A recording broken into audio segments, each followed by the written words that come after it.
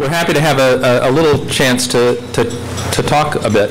The first thing is that the we here is not us. It's all of us, okay? So let's bear that in mind. Every time you see a we, that's really all of us in this room and the larger STEM enterprise, if we could be bold. And what we're trying to do is actually raise several questions and then have an open mic time at the end. And we want to hear from you and kickstart a dialogue that hopefully will continue on STEP Central. So here are some meta answers to the question of what are we learning. The first is we don't know what we don't know. That's one of the things we're learning. What we do know is not much. And then the more we know, the less we know. I will have to say that Connie said that this looked kind of Asian and Zen, and I don't know, maybe it's it's an Asian thing. So what do we need to know? What is this thing that we don't know much about? Okay. So we come back to the goals of STEP: increased degree attainment or transfer. All right. And but we know, right, that after only 5 years, it's challenging. And so those of you who have just gone through your third-year review, and those of you who have gone through your third review, and those of you who will be going through your third-year review, are all going to know that we ask a lot about what? Begins with D, degree attainment, but we want numbers, right? Right? Yeah, yeah. I mean, that's why we do that. But after only 5 years, it's hard, and we recognize that. And you now should know that we understand that it's hard, right? But we all know that it's hard as well, okay? So there are proxies you know, you hear on the business pages leading economic indicators. But we have leading indicators too of progress, and so that's why we're asking about retention, we're asking about enrollment, we're asking about demand, right? Gary White, our colleague in physics in DUE, we were chatting yesterday, and he said, you know, kind of a quick and dirty thing is that if you're teaching more students in some class over the course of a couple of years, that's an indicator, all right? We need to hear that story as well, right? If you're offering courses more frequently. There's a lot of, there's some ways to think about capturing the experiences that are happening, and I think we need to be more creative about looking for those things and then capturing them. Same store sales, that's another, right? For a long time, I didn't know what that meant. You'd hear the business report and they'd say, same store sales. Does anybody know what that is? Right? It's comparing an individual store's sales this month to last month or this year to the previous year. It's the year, right? It's the sales at a store that's been open at least a year. All right, so that's a measure of duration, and if they're going up, that's a good thing for a company. All right, so they report same-store sales, and analysts look at same-store sales. I think there are analogs like that from the business world that we could apply to us. As, you know, it took me a long time as an academician to get comfortable with thinking about academia in business terms, because we always would rail against that, say we're not a business, you know, that's not a good metaphor. But face it, we are a business. There is a business. I mean, being nonprofit is a business, and some places do nonprofit better than others. Nonprofit doesn't mean you shouldn't make money, right? So why do we need to know? Well, we heard a little bit about that already this morning. And you're hearing about it a lot. They're certainly national and federal policy drivers. Joan mentioned the PCAST report, Engage to Excel. OSTP has issued a cross-agency priority goal just late in the fall that essentially says that agencies, federal agencies, should work together to help achieve some of the goals in Engage to Excel. And the big one is the president is calling for 1 million more STEM graduates by 2020. That's our time horizon, right? But I think that there are other drivers. Cost is a big one. That sort of came up this morning with Dr. Padron's talk in a tangential way.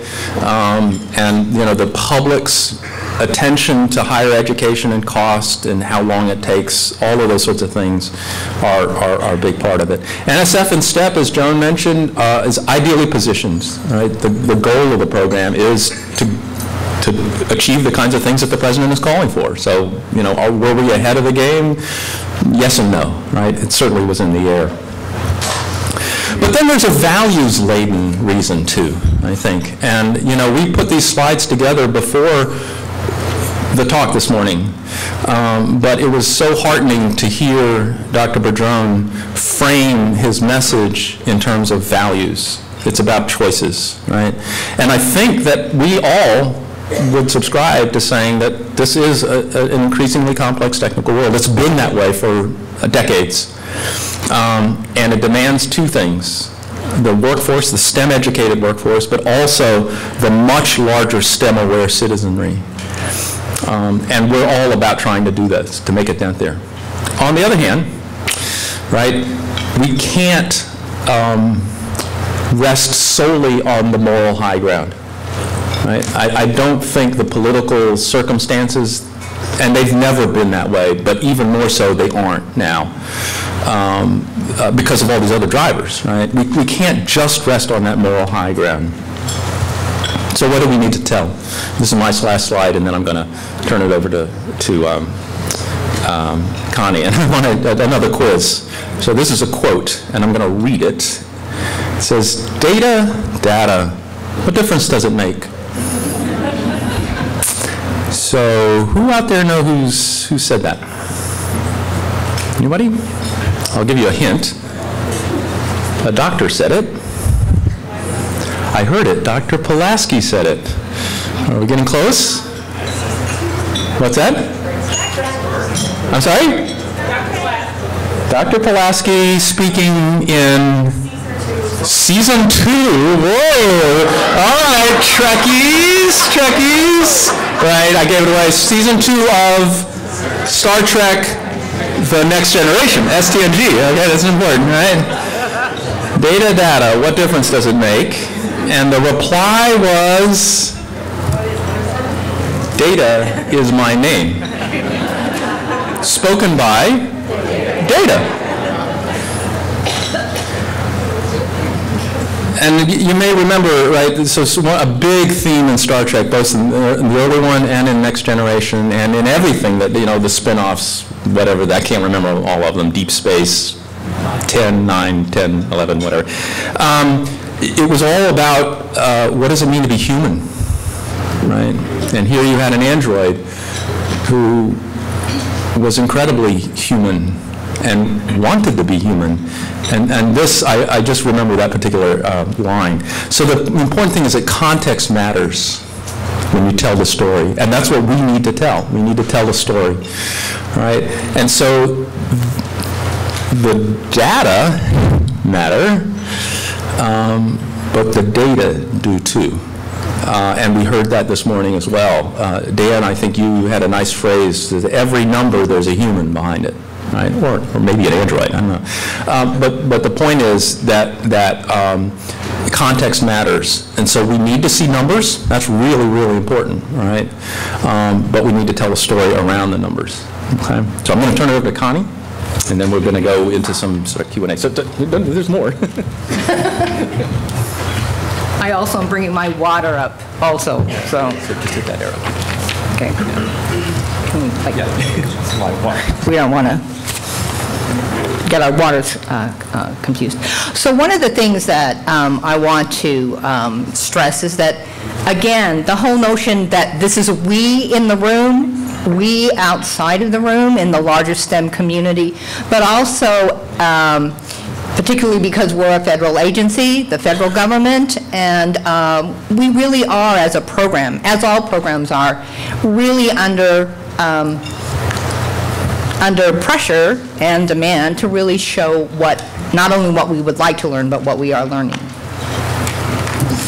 So, Lee had mentioned before that we're really interested in the quantitative data because, again, this program's goal is degree attainment. So we're interested in getting enrollment data, retention data, data about your majors, graduates, and transfers. Again, what this helps us to do is helps at the program level, at the federal level, to let people know what our investments in you are producing.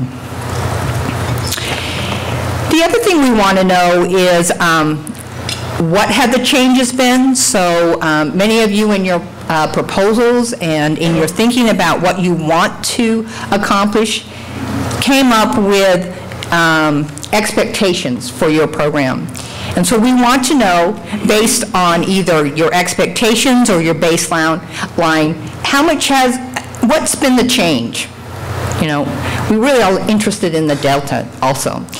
But the other thing we want to know is the why, and that gets to the qualitative link, and that is, what do we know about our projects' activities, and how do they link to the changes that we're seeing? And here's the challenge for all of us, and that is really to think about who is being reached or touched with the activities that we are funding and also the activities that we are implementing. So that becomes really important in terms of really thinking about who is actually being affected by the types of activities that we are all engaged in. And here is the big challenge, not only for you all in terms of your projects and your project evaluations, but also in terms of how do we as a program talk about our investments in the activities that we implement, and can we make any attribution to the STEP program? And we realize this is really a big challenge for all of us. How would we like to learn? So one of the things we know, and we really are going to think about this more at the program level, that is the information that we want to collect from across all of our projects. We realize that there are project evaluations, and your project evaluations are very linked to what you want to do as a project, but those project goals are kind of embedded in the program goals. So we're thinking about this in terms of the multiple data sources that we either collect over time, or that, and of course we're collecting this information from all of you. So we have a question here, but this could be a data source that we might want to consider, and that is in our proposal submissions that we might ask for a common data table. That is, we get some information about baseline, what you're doing in your projects before they happen. That's a possibility, and we're going to have an opportunity to hear from you about what you think about this particular request. The other thing is, you've all gone through the award negotiations, and during that award negotiation, we again asked for more information about your institution and your project. So we're thinking about that also. You all submit an annual NSF report, but you also participate in the project monitoring system. And one of the things about the project monitoring system is that it's asking all of us to provide standard information about our projects so that we can roll that up or get a better sense of what's happening across all of our projects. The infamous third-year review.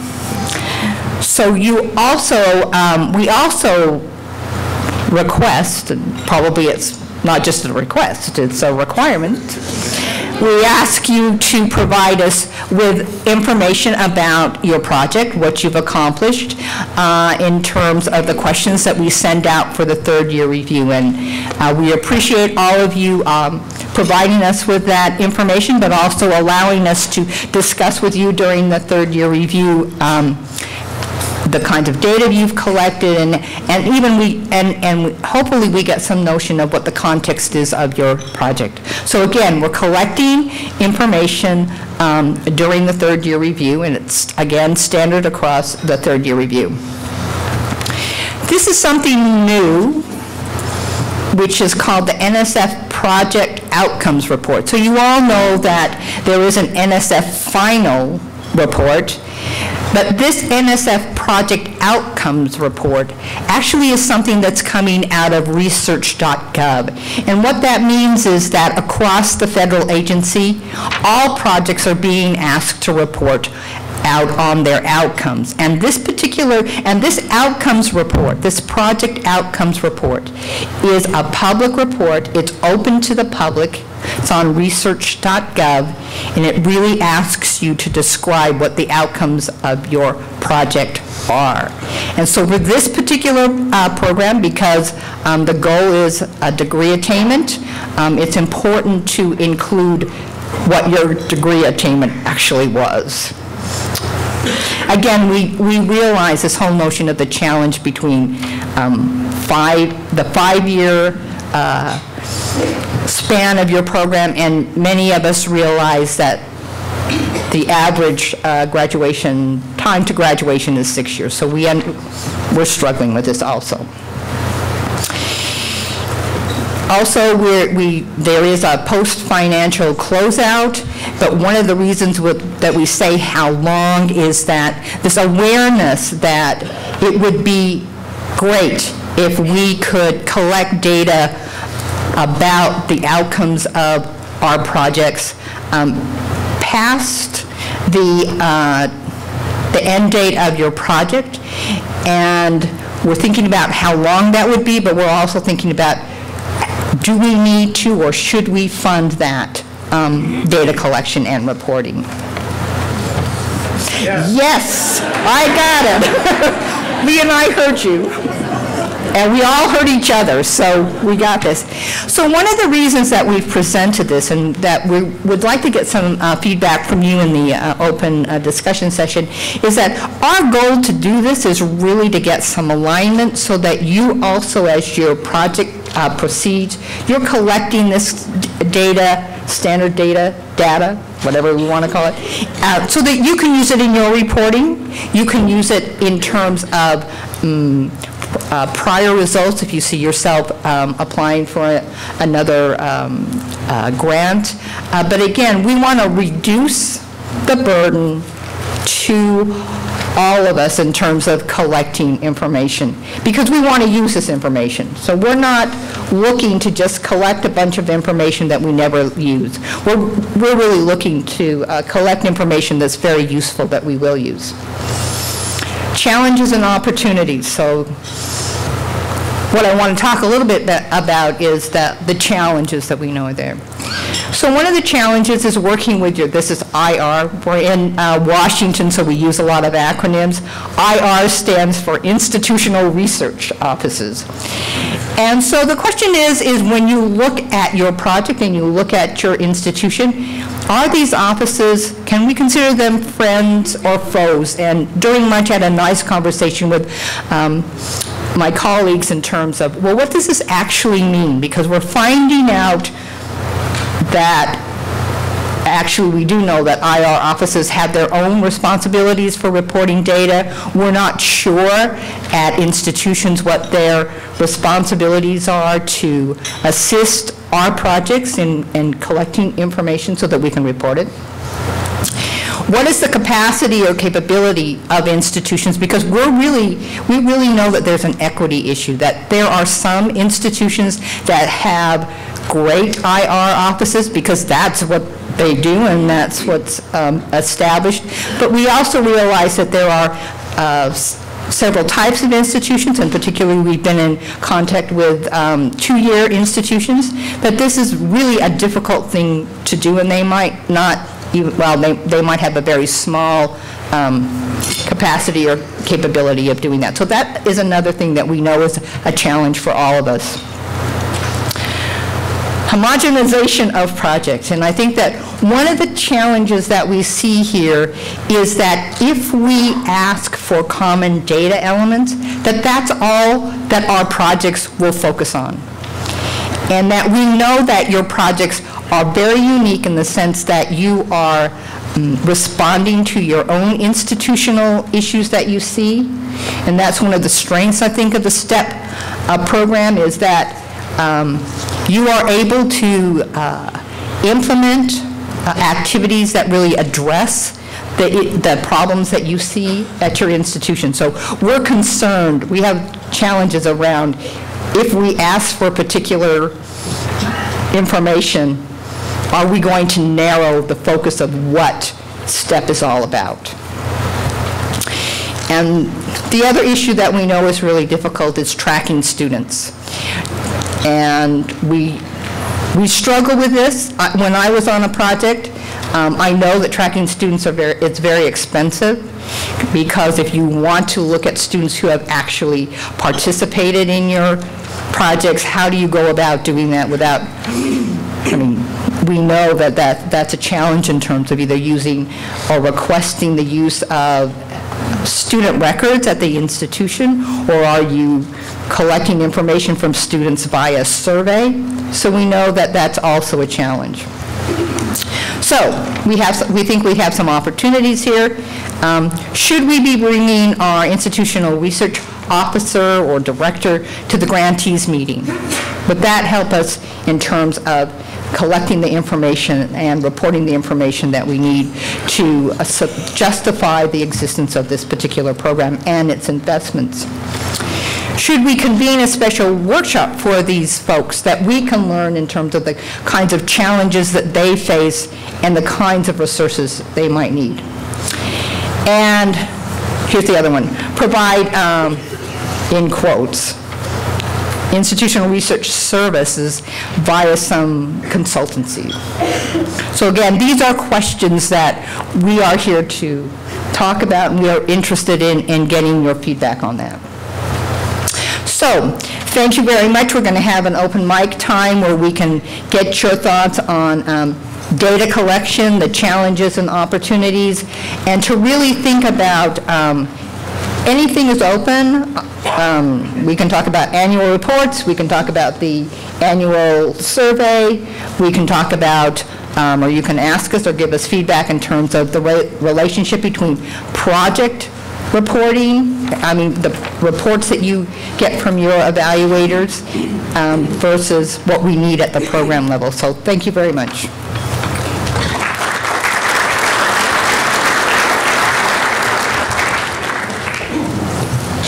Your time.